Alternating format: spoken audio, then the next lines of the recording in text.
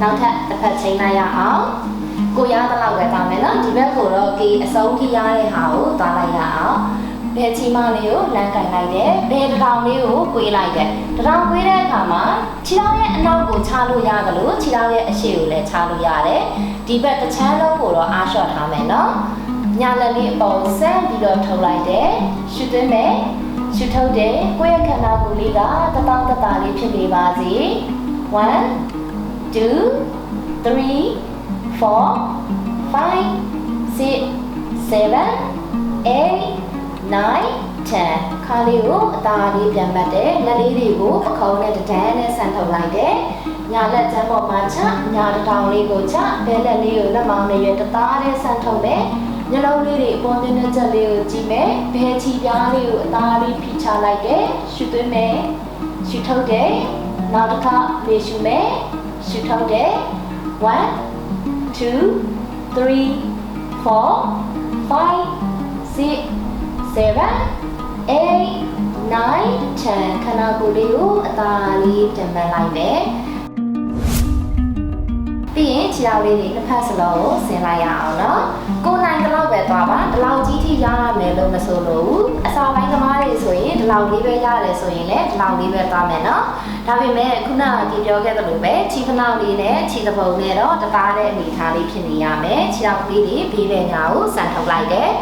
လက်ကလေးတွေအရှိကိုဆန်ထုတ်လိုက်တယ်ကိုကလက်ကိုဒီလောက်လေးပဲရတယ်ဆိုရင်လည်းဒီလောက်လေးပဲသွားမယ်အများစုကတော့ဒီလောက်ထိတော့ရကြပါတယ်အဲ့မှာပခုံးကြီးတွေဒီလိုမျိုးကြီးတောင့်မထားဘူးเนาะဒီပခုံးလေးကိုအားလျှော့လိုက်တယ်ပခုံးလေးအားလျှော့ဖို့အတွက်တထောင်စစ်လေးတွေကိုခတ်လျှော့လျှော့အနေထားလေးထားဖို့တင်တယ်ဒါကြောင့်မို့တထောင်လေးကိုဖြည်းဖြည်းချင်းပွေးလိုက်တယ်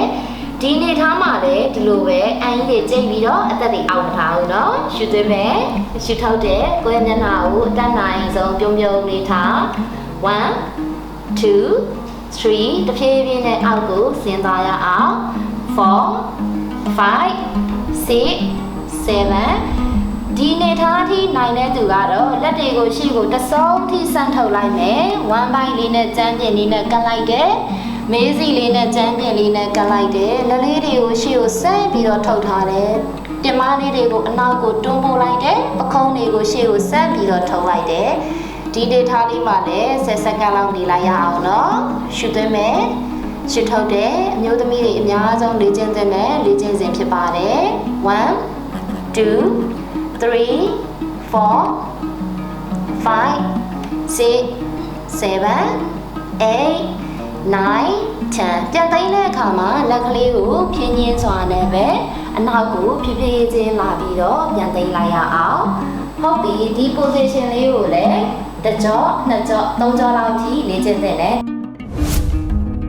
ဒီအနေထားကိုပြောင်းမယ်ဆိုရင်ကကောက်ဖက်လေးအောက်ကနေအသားလေးလက်လေးမှလိုက်မယ်ဒူးလေးကွေးလိုက်ရအောင်ပြီးရင်ဒီဒူးကြောလေးတွေရှော့ဖို့အတွက်ကိုယ့်ရဲ့ခြေခဏကိုတင်မနာထိကတ်နိုင်တဲ့လောက်ထိကတ်လိုက်တယ်လက်ကလေးနှစ်ဖက်နဲ့ဒူးကောင်းလေးကိုဆွဲပြီးတော့ပိုက်လိုက်ပါအောင်ဒီတိုင်းလေးခဏနေပြီးလိုက်ရအောင်နော်လေရှုမယ်ရှုထုတ်တယ်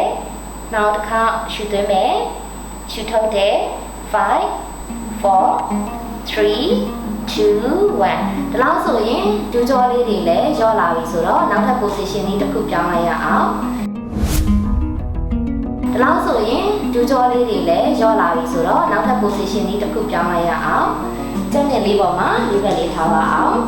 ဒီ table pose ကိုသွားတဲ့အခါမှာလည်းတထောင်လေးနဲ့ဒူးလေးနဲ့အရင်ထိတယ်ပြီးရင်နောက်ထပ်လက်တက်ထွားဆက်ပြီးတော့သွားတယ်ကိုယ့်ရဲ့ခန္ဓာကိုယ်ကတကယ်ကို table pose ဆိုတဲ့အတိုင်းစပွဲပုံလေးလိုလေးတောက်တန်လေးကြာနေရမယ်ခြေကားလေးတွေဒီလိုလေးထောက်ထားလဲရတယ်ခြေကားလေးတွေချထားမယ်ဆိုရင်လည်းအဆင်ပြေတယ်အဓိကတော့ကိုစောက်ပြီးတော့လုပ်တဲ့ position မှာ position မှန်နေဖို့အရေးကြီးတယ်လက်ချောင်းလေးကိုဒီလိုမျိုးကြီးပူးထားတာနဲ့ဆိုင်လက်ချောင်းလေးတွေကိုကားပြီးတော့ထောက်တဲ့အတွက်ကိုယ့်ရဲ့လက်ကောက်ဝတ်တွေကိုအထိကျတက်တာစေလိမ့်မယ်သွားလိုက်ရအောင်နော်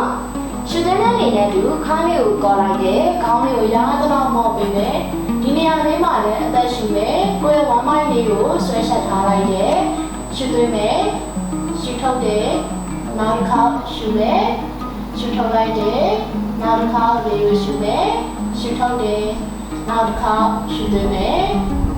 ဖြည်း ပြေးချင်းရှုထုတ်တယ်ရှုထုတ်လိုက်တဲ့လေနဲ့တူခေါင်းလေးကိုငုံလိုက်ရအောင်ကြောပြင်ကြီးတစ်ခုလုံးကိုခုံလိုက်တယ်နှလုံးလေးတွေကကိုယ့်ရဲ့ဒူးကောင်းလေးကိုပဲအာရုံစိုက်လိုက်တယ်ကြောင်လေးအညောင်းဆန်းနေတဲ့ပုံစံဖြစ်ပါတယ်ကျော်ရုံမကြီးကိုပို့ပြီးတော့ပျော်ပြောင်းစေတယ်ပို့ပြီးတော့ညဉ့်ညံစေတယ်အမျိုးသမီးတွေအတွက်လည်းလေ့ကျင့်တဲ့နဲ့အဓိကတော့တအိမ်ပိုင်းဆိုင်ရာအတွက်ပို့ပြီးတော့လေ့ကျင့်တဲ့နဲ့လေ့ကျင့်တဲ့တစ်ခုဖြစ်တယ်ရှုသွင်းမယ်ရှုထုတ်တယ်နောက်တစ်ခါလေရှုမယ်ရှုထုတ်တယ်နောက်တစ်ခါရှုသွင်းမယ်5 4 3 2 1ဒီ position လေးကိုလည်းတကြောကနေပြီးတော့၃ကြောလောက်ထိလေ့ကျင့်တဲ့နောက်ထပ်တစ်ခေါက်တော့ကြည့်လိုက်ရအောင်နော်ရှုထုတ်ရင်းနဲ့ခါလေးကိုကောခေါင်းလေးကိုငေါ်ပြီးလေကိုရှုမယ်ရှုထုတ်တယ်5 4 3 2 1ရှုသွင်းမယ်ခေါင်းလေးကိုကြောပြင်တစ်ခုလုံးကိုခေါ်ရင်မလေးနဲ့မေးစီလေးနဲ့ဆွဲပြီးတော့ကတ်တာ1 2 3 4 5 6 7 8 9 10ခါလေးကိုတားလေးထိလျှော်လိုက်တယ်ပြီးရင်ကိုယ့်ရဲ့ညာချီလေးနောက်ကိုဆန်ထုတ်လိုက်ရအောင်ညလုံးလေးတွေနှာသီးပြားကိုပဲကြည့်ပါဒီ position မှာလေခေါင်းကြီးကဒီလိုမျိုးငုံနေတာမျိုးမဖြစ်ရဘူးအရင်ကြီးခေါင်းမော့နေတာမျိုးလည်းမဖြစ်ရဘူးတတောင့်တတာအနေထားလေးတိုင်းဖြစ်နေပါစေရှုသွင်းမယ်ရှုထုတ်တယ်နောက်တစ်ခါလေရှုမယ်ရှုထုတ်တယ်အဲ့ဒီနေမှာတစ်စင်ကိုကနိုင်တယ်ဆိုလို့ရှိရင်တော့ကိုယ့်ရဲ့ဘဲလက်ကလေးကိုဆန်ထုတ်လိုက်ပါနှလုံးလေးဘဲလက်သားလေးကိုပဲကြည့်လိုက်ရအောင်နော်ရှုသွင်းတယ်ရှုထုတ်တယ်1 2 3 4 5 6 7 8 9 10ဖြည်းဖြည်းချင်းဘဲလက်လေးချမယ်ညာတူလေးကိုလည်းအသာလေးချလိုက်တယ်နောက်တစ်ဖက်သွားလိုက်ရအောင်ဘဲချီလေးဆန်ထုတ်တယ်10 second လောက်နေမယ်ရှုသွင်းတယ်ရှုထုတ်တယ်1 2 3 4 5 6 7 8 9 10အဲ့မှာလေအစပိုင်းမှာ balance ကိုမထိန်းနိုင်ဆိုရင်အောက်ကညာချီကားလေးကိုထောက်လိုက်ပါနော်ပြီးမှညာလက်ကလေးကိုဆန်ထုတ်လိုက်ပါရှုသွင်းမယ်နှလုံးလေးတွေညာလက်လေးကိုကြည့်မယ်ရှုထုတ်တယ်နောက်တစ်ခါလေရှုမယ်ရှုထုတ်တယ်1 2 3 4 5 6 7 8 9 10ထုတ်လိုက်တဲ့လေနဲ့တူညာလက်လေးအသာလေးချမယ်ဘယ်တူလေးကိုဖြည်းဖြည်းချင်းချမယ်လေကိုရှုမယ်ရှုထုတ်တယ်လေကိုရှုမယ်ရှုထုတ်တယ်ပြီးရင်ကိုယ့်ရဲ့တောင်လေးအတွင်းပိုင်းကိုဝင်ဝေးလိုက်ရအောင်ရင်ဘတ်ကလေးကိုအသားလေးချတယ်မေးပြားလေးကိုလည်းကျန်းနဲ့ကတ်ထားလိုက်တယ်လေကိုရှုမယ်ဝမ်းမိုက်ကိုဆွဲပြီးတော့ရှက်ထားပေးမယ်ရှုသွင်းမယ်ရှုထုတ်လိုက်တယ်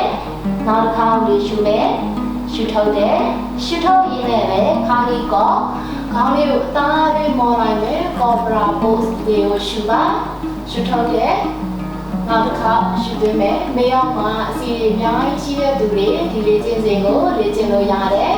ခါနာနေတဲ့သူတွေလေ့ကျင့်တင်တယ်တမန်တော်မမှန်တဲ့သူတွေလေ့ကျင့်တင်တယ်သာသမီလိုချင်တဲ့အမျိုးသမီးတွေသာသမီရဖို့ခက်ခဲနေတဲ့အမျိုးသမီးတွေဒီလေ့ကျင့်စဉ်လေးကိုလေ့ကျင့်တင်တယ်တက်ကိုပုံမှန်ရှုတယ်ဒီမှာလေပခုံးကြီးတွေဒီလိုကြီးတွေမဖြစ်ရအောင်နော်နေရွယ်နဲ့ပခုံးနဲ့အဝေးကြီးဖြစ်ရမယ်လက္ခဏာလေးကပခုံးလေးတွေကိုတွန်းထားပေးမယ်သူကလည်းဒီလိုပါပဲ10 second လောက်တော့နေပေးတဲ့နဲ့1 2 3 4 5 6 7 8 9 10ရှုထုတ်ရင်းနဲ့ခေါင်းလေးသားလေးငုံလိုက်တယ်ခြေထောက်လေးတွေထောက်လိုက်တယ်ဒူးလေးကိုကျန်းတန်းလွတ်အောင်မပြီးတော့တင်မလေးကိုတွန်းပြီးတော့တင်လိုက်တယ်downward facing dog လို့ခေါ်ပါတယ်ယောဂမှာကတော့ဒီ downward facing dog ကရှောင်လွှဲလို့မရတဲ့ position တစ်ခုဖြစ်ပါတယ်လက်မောင်းနှစ်ရွက်တသားလေးဖြစ်နေရမယ်ကိုကအစပိုင်းမှာဒီတိုင်းဆက်ပြီးတော့မရအောင်ဆိုလို့ရှိရင်ခြေထောက်လေးတွေကိုအနည်းငယ်ခွဲထားလို့ရတယ်ပြီးရင်ဒူးလေးကိုအနည်းငယ်ကွေးထားလို့ရတယ်ဒီတိုင်းလေးရောက်မှတစ်ဆင့်ချင်းစီကိုတက်သွားမယ်နော်ရှုသွင်းမယ်ရှုထုတ်တယ်နောက်တစ်ခါလေးရှုမယ်ရှုထုတ်တယ် နောက်တစ်ခါရှုသွင်းမယ်ရှုထုတ်တယ်ညလုံးလေးတွေချီမလေးကိုကြည့်လို့ရတယ်လို့ချီချင်းဝက်ဒူးကောက်ချက်ကိုအဆင်ပြေတဲ့နေရာကိုအာရုံစိုက်လို့ရတယ်1 2 3 4 5 6 7ရှုထုတ်ရင်လည်းခေါင်းလေးမော်လိုက်ရအောင်ရှုထုတ်ရင်လည်းခေါင်းလေးမော်လိုက်ရအောင်ကိုယ့်ရဲ့ညာချီလေးလက်နဲ့ဖက်ကြားတဲ့ကိုလာလိုက်တယ်ဖဲချီလေးလည်းပါလာလိုက်မယ်ဒူးလေးကွေးလေးဖြစ်နေတဲ့တက်ကိုရှုမယ်ရှုထုတ်တယ်နောက်တစ်ခါရှုမယ်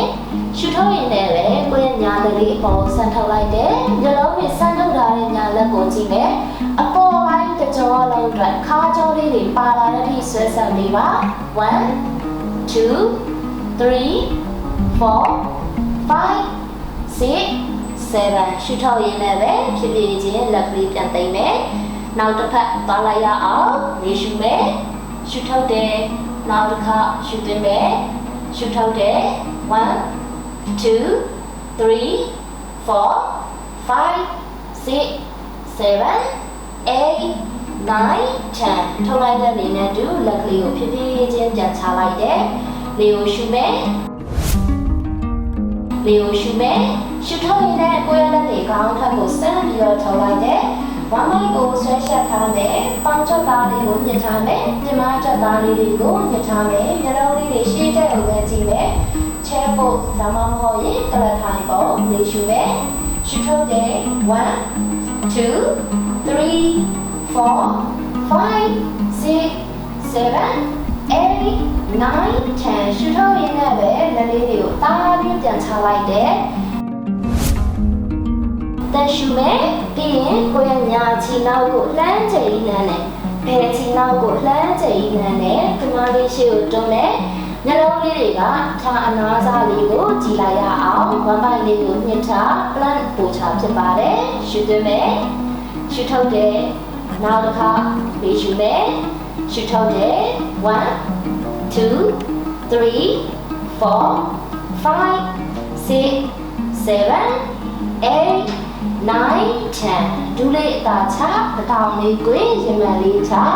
ခြေကားလေးချမယ်ရှုသွင်းတယ်ကော်ဘရာပို့စ်လေးပြန်သွားရအောင်1 2 3